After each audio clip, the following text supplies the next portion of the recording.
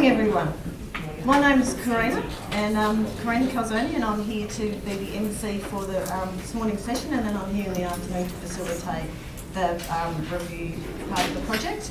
So this is a really timely project, and we've got a number of speakers that are going to cover it this morning from a whole range of different perspectives. I'll introduce the speakers as we go. Okay, I'll introduce to you Peter Metcalfe, and he's going to be he's the Executive Director for DPIRD in the Grains and Livestock, and he's going to be talking about the project outline and where to next, and a brief view of the connectivity and the platforms.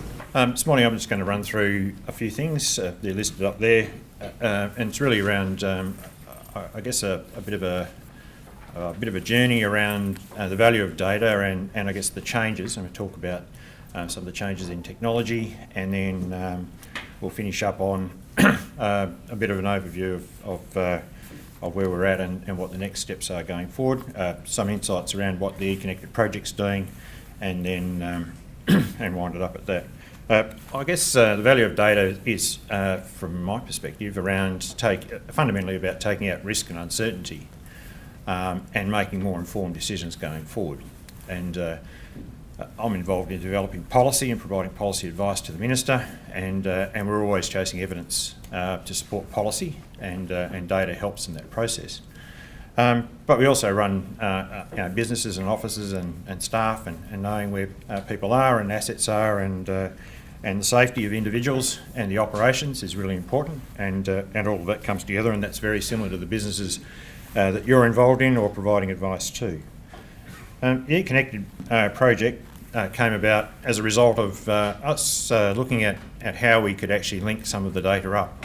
We had a whole range of decision support tools in the Department of Agriculture, and each one of them had a different data set and were designed differently, and some of the staff went to a fair bit of trouble to actually make sure they were designed differently. And the reason for that was that they could maintain control and ownership of them. Not that different to how you see the private sector with different machinery and one thing and another, where they've set different platforms up and different data standards, and the inability to be able to link those across. And so this project was an attempt at us trying to make sure that all of our decision support tools were based on the same sets of data and could actually link to each other, and also an opportunity for the industry then to access that. And I'm just going to give you a quick overview of what we've done in that space. I guess the other part of it was around how to look at in this around digital connectivity, and most of you don't even have to leave the metropolitan area to work out the digital connectivity's not that flash, and when you do leave the metropolitan area, it largely disappears. Did some work with KPMG, commissioned some work around a cost-benefit analysis, looking at what improved digital connectivity. So blanket coverage across the wheat belt, what would that mean? That was where you could get up to an increase of 14% productivity gains. Now, I manage a whole pile of R&D. If it does 2 or 3, I get pretty excited. If it goes 10, I get absolutely ecstatic. At 14, it's almost unimaginable. But let's say it's not 14, let's say it's only 5. Well, 5 is an enormous step forward, and so the opportunity to link that up, and that was based on just current technologies, not new or emerging technologies, just current technologies. So that was worth in excess of $1 billion a year to the industry, and a massive step forward. And the peace of mind that flows off the back of that is quite remarkable. The cost-benefit analysis came out at for every dollar invested, you get a $14 return. Which is a pretty reasonable BCA, and some might argue, why wouldn't you put it into the commercial arena?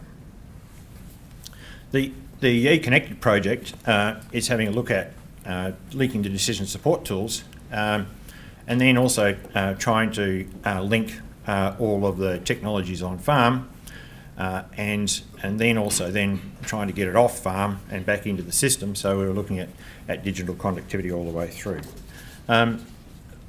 The thing that you probably know the most about eConnected is it's got 11 demonstration sites involving 13 grower groups, and some of you are probably involved in those. There's 50 tools that we had a look at. 14 of those were DAFRA tools, 36 from industry. That made up the 50. And then the 14 tools were demonstrated 95 times in the DAFWA demonstrations, and the 36 89 times, so 184 demonstrations of the range of tools. But I guess the thing that's really important out of that is that the ones that the growers were most interested in were the weather station information, the rainfall to date, the potential yields, microcrop and extreme weather, along with soil water information. And the ones in the private sector were the nitrogen broadacre and the crop manager and iPaddock yield and yield profit decision support tools. So I think that's demonstrating that growers are really interested in the weather and trying to match that up with potential yield and then the inputs against potential yield.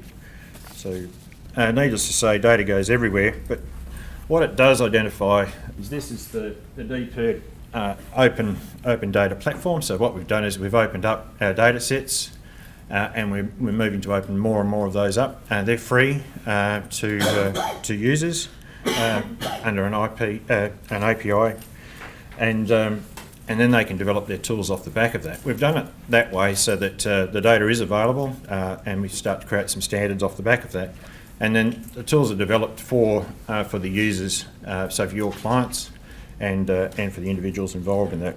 And we've also provided some grants for some of the private sector to actually develop that further going into the future, and that's been helpful. So you can see from that the open data can go to the farm, can go to industry service providers, and it can also go into a big data platform, and universities and researchers, and the Food Agility CRC with Mike Redout is an example of that today. So the data comes off a network of 175 weather stations that we've put in across the wheat belt, and 3 Doppler radars that the state's paid for, and they've been constructed, and BOM have been paid to run those for the industry, and that will be coupled up with upgrading the 4 coastal radars to bring them up to the same level of spec as the inland ones. So that'll be Geraldton, Serpentine, Albany, and Esperance. That'll give us a network of 7. That is the most comprehensive weather network in the Southern Hemisphere. Outside of the UK, it's the most comprehensive weather network globally, which is pretty impressive and puts us in a very good position.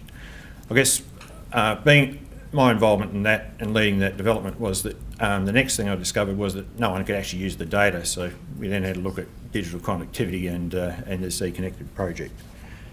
To give you some idea, there's 2 million data requests every month, and the top users are grower groups, AgriTrack, Oz Forecast, Outpost Central, CBH, and Weather Zone. They all use that information, and hopefully should be acknowledging DPIRD for that opportunity. We gave $160,000 worth of grants to 3 providers to integrate the data into their systems. That was Backpaddock, Plant Farm and AgWorld. The APIs for open access for the Doppler radars were released in October this year and available to those users. The E-Connected project's developed a number of online decision support tools, and they're up there. I think some or most of you have seen these. There's a fair bit of interest in the rainfall to date one, which is for the northern part of the wheat belt, tracking along below the decile 2, which was a bit concerning for this year. We are releasing 2 further APIs in March next year for the soils data. So there's a statewide soils data bank.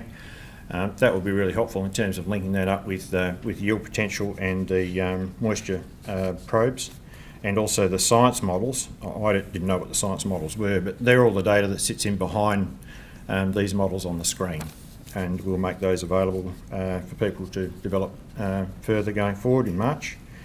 And also in March there will be a hackathon with universities, the grower groups and ag tech companies, not to hack DPIRD, but to actually develop some new applications and decision support tools for the clients going forward. So I guess it's just the lack of coverage is the single biggest issue. That certainly came out of the engagement that we had. The E-Connected project's been doing some work with that, with a range of stakeholders. The lack of, I guess, the lack of coverage. It's not a technology issue. The technology works. It's a service issue, so it's in part a business issue. It comes in two forms. It comes in the form of some of the world's highest and most expensive backhaul rates, and the service backhaul rates is not very flash. Backhauls from the farm back into the city effectively, and then the other one is around just the quality of service and the inconsistency and download rates to the farm, and also the lack of coverage. So yeah, you might get one paddock on the farm but not the rest of it. So I guess doing some work with some like-minded people around that. We're doing some work with under the SuperNet project with ARC Infrastructure and CBH, and working towards developing a consortium there to resolve, put a fibre network in, and resolve the backhaul rates, and then provide maximum competition on last mile solutions, so that the service provider of the fibre, you're not constrained to just their technologies. In this case, it will be opened up, and we're working our way through that. The first piece of work in that space is to identify all the regulatory and legal constraints in the infrastructure carrier space, and resolve that, and work out how best to structure our business model going forward, and then off the back of that, develop an operations model from there, and ensure that can work. So the state government's funding the pre-competitive work there, and then the ARC and CBH are undertaking the other work around the more commercial and confidence type work. That work the state government will do or fund, that will actually reduce the barrier of entry for other service providers to come into the space going forward. The other work we're doing is having a look at satellite. We're doing a trial down at, in conjunction with SEPA, down at Esperance, over 3 months with a satellite provider, having a look at how that technology works, mindful that there might be parts of the Wheatbelt at the moment may not be able to get a last mile solution to, and how satellite technology might work effectively there, and the cost of operations and backhaul rates around that. The third part of this is around a GRDC, DPIRD, Origo co-invested project looking at open source. It's an open source project looking at on-farm solutions to link up all of the technologies on-farm, so they can talk to each other and be displayed on one dashboard, or a range of dashboards, but in one format, so that the cameras on the tank come into the system, and the water volume supply monitors link up with the tractors and the yield monitoring, and all that data can come into one place, so you can view it through one portal. And yep, thanks. I guess the 5 intervention points for digital connectivity. I think a lot of people get these confused, and we'll give you a copy of the overheads. But the first one's around city to the farm or to the node. That's really around a fibre infrastructure, and it's about how to reduce backhaul rates and improve quality. I think this format will be really useful in people understanding which part of this we're talking about going forward. The last mile solutions are really around currently fixed wireless satellite and can be fibre, and that's there's no shortage of options in that space, and they're working reasonably well. The on-farm bit is around Wi-Fi, mobile, LTE networks, or mesh networks, or LoRa, or combinations of those, and I think it'll be combinations of those, and how to put those combinations together to get the best result. And then the last bit, or actually the second last bit, the last bit is around then how do you integrate all that information together into one platform on farm, so that you can view it and make informed decisions, and even ultimately automate it, so that the trough switch, if there's a hose burst, the trough switches direction, the pipe switches direction through a solenoid, and then an alert goes off, that type of thing. the last bit is around adoption rates, giving growers or investors the opportunity or the confidence to invest and make informed decisions in those spaces to get the combinations of those to match each one of their business requirements, and that's reasonably challenging. Given we're talking about the value of data, the Climate Corp acquisition, they bought, so Monsanto bought out Climate Corp, as you're probably aware or might know, in the US. Climate Corp were collecting a lot of on-farm information. They had 10 million acres of farm data. They're going to move that to 100 million.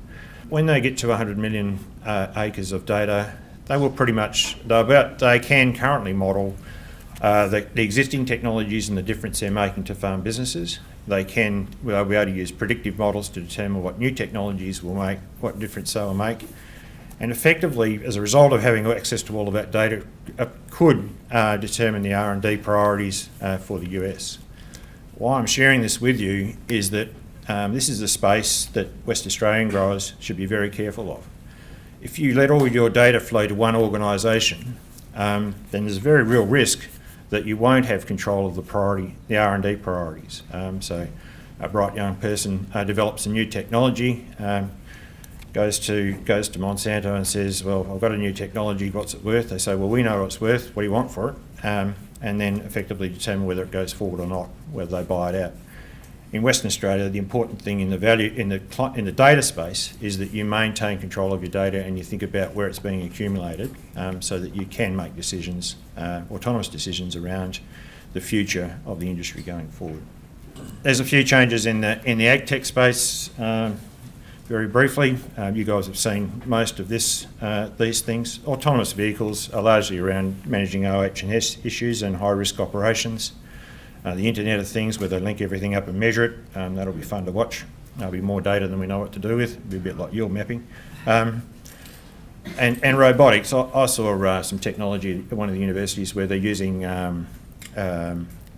fingers, thumb and two opposing fingers to pick strawberries. Driscoll's developing the technology with the university.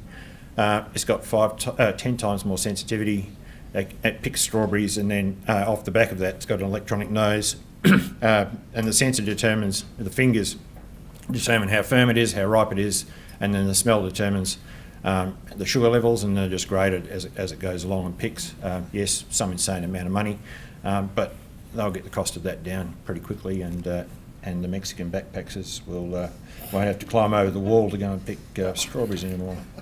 I just wanted to show you this one, and Corinne's going to tell me I'm out of time, but I'll give you a sense of how things are changing. So this is loose leaf salads.